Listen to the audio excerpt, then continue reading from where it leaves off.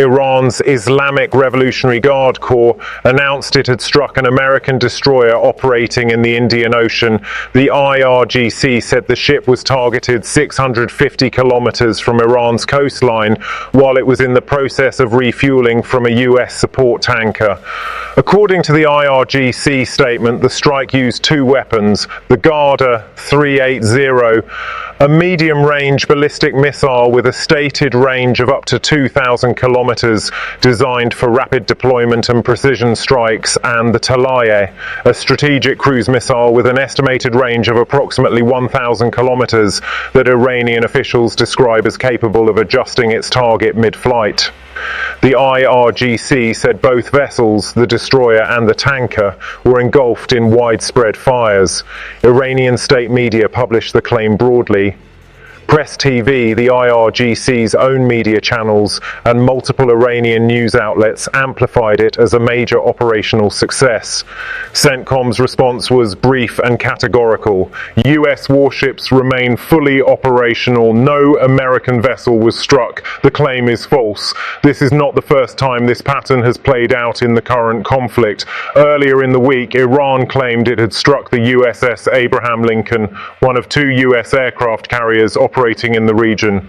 CENTCOM flatly rejected that claim in a social media post, calling it a lie, and published video footage of FA-18 fighters taking off and landing from the Lincoln's flight deck hours after the alleged strike. The Lincoln, CENTCOM confirmed, has been continuously launching aircraft in support of Operation Epic Fury since the war began. The missiles Iran fired at it, according to CENTCOM, didn't even come close. The pattern here matters. Iran's information war is operating on a deliberate strategy. Project victories publicly, sustain domestic morale, demonstrate to the Iranian population and to regional audiences that the IRGC is not being fought to a standstill but is punching back effectively against the most powerful military on earth. Whether any given claim is accurate is secondary to the messaging objective. What makes this particular claim worth examining carefully is the weapons involved. The Ghadr 380 and Talaye missiles are real. Iran's anti-ship missile capability is real. The range claim of 650 kilometers from Iranian territory is within the operational envelope of both weapons. The technical capability to attempt such a strike exists. What has not been established is whether the strike actually connected with an American warship, and the US military's position is unambiguous. It did not. Now here is the bigger naval story of March 4th, and it is entirely confirmed by the Pentagon, by Defense Secretary Pete Hegseth at a press briefing, by Sri Lanka's Navy, by Sri Lanka's Foreign Minister, and by multiple independent news organizations, including the Times of Israel, CBS News, and the War Zone. A United States Navy attack submarine sank an Iranian warship in the Indian Ocean. The vessel was the Dena, an Iranian Navy frigate. It went down approximately 40 kilometers south of Ghadr, Sri Lanka. Sri Lanka's Navy responded to a distress call, deployed 2 vessels and an aircraft, and recovered 32 critically injured Iranian sailors who were taken to the main hospital in Ghadr. One of the rescued sailors subsequently died of injuries. A significant number of crew members remained unaccounted for at the time of reporting. The Dena was not in the Strait of Hormuz or the Persian Gulf. It was transiting back toward Iran after participating in the International Fleet Review 2026 and a multilateral naval exercise called Milan at Visakhapatnam in India. In other words, the ship was returning from a routine international naval engagement when it was targeted and sunk. The Pentagon released periscope footage, technically taken through the submarine's photonics mast, showing the torpedo impact and a massive detonation at the stern of the vessel. Defense Secretary Hegseth stood at the Pentagon podium and described the event in terms that left no ambiguity about what the United States intended. He called it a quiet death and said it was the first time the United States Navy had sunk an enemy warship using a torpedo since the Second World War, a period of more than 80 years. The last comparable event was the Royal Navy's sinking of the Argentine cruiser ARA General Belgrano during the 1982 Falklands War, carried out by HMS Conqueror. Hegseth added the phrase, like in that war, we are fighting to win. That statement near the first US torpedo sinking of an enemy warship since World War II is not rhetorical flourish. It is a statement of operational doctrine. The United States is not limiting this war to airstrikes on Iranian territory. It is hunting Iranian naval vessels wherever they are operating on the world's oceans. The Iris Dena was 4,000 kilometers from Iran, near the southern tip of Sri Lanka, and it was sunk.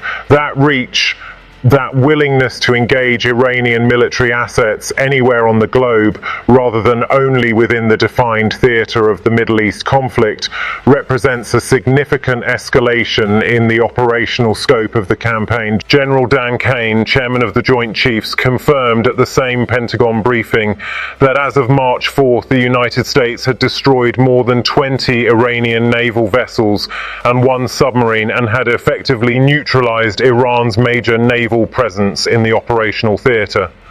CENTCOM Commander Admiral Brad Cooper stated that Iran's ability to strike US forces and partners is declining, that air defenses and hundreds of ballistic missiles, launchers and drones have been destroyed, and that the US military is operating ahead of its own schedule.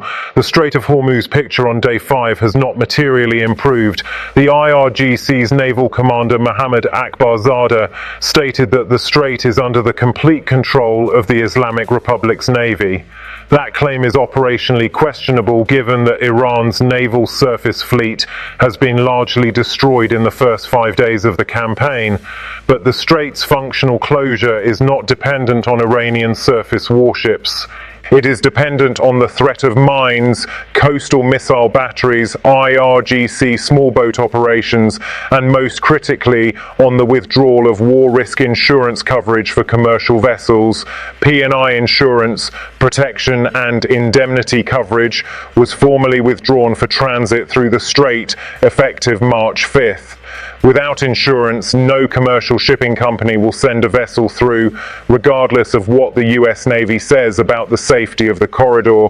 Trump has responded by ordering the US Development Finance Corporation to provide political risk insurance guarantees for maritime trade in the Gulf, and confirming the US Navy will begin escorting tankers through the strait if necessary. That escort operation has not yet formally begun.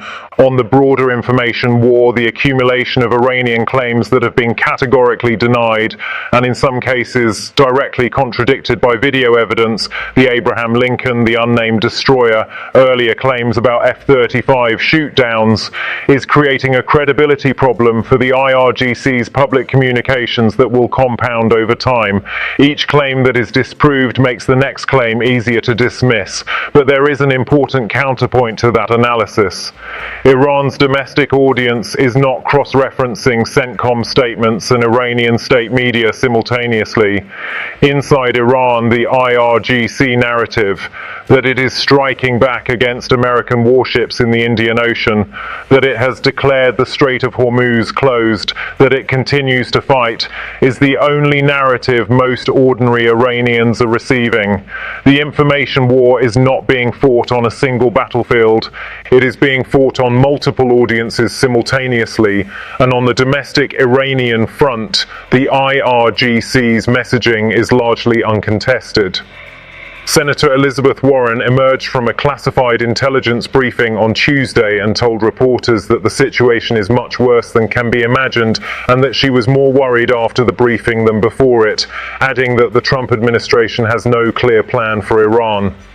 Senator Richard Blumenthal said after his own briefing that nothing they were shown should have been classified, implying the information was either damaging or strategically problematic. Under Secretary of Defense for Policy Elbridge Colby was asked directly at a Senate Armed Services Committee hearing why US military action against Iran was necessary and could not provide a specific answer beyond referring reporters to previous statements made by Hegseth, Kane and Trump. Hegseth himself, speaking at Tuesday's Pentagon briefing, said the United States has only just begun to hunt, dismantle, demoralize, destroy and defeat Iran's capabilities.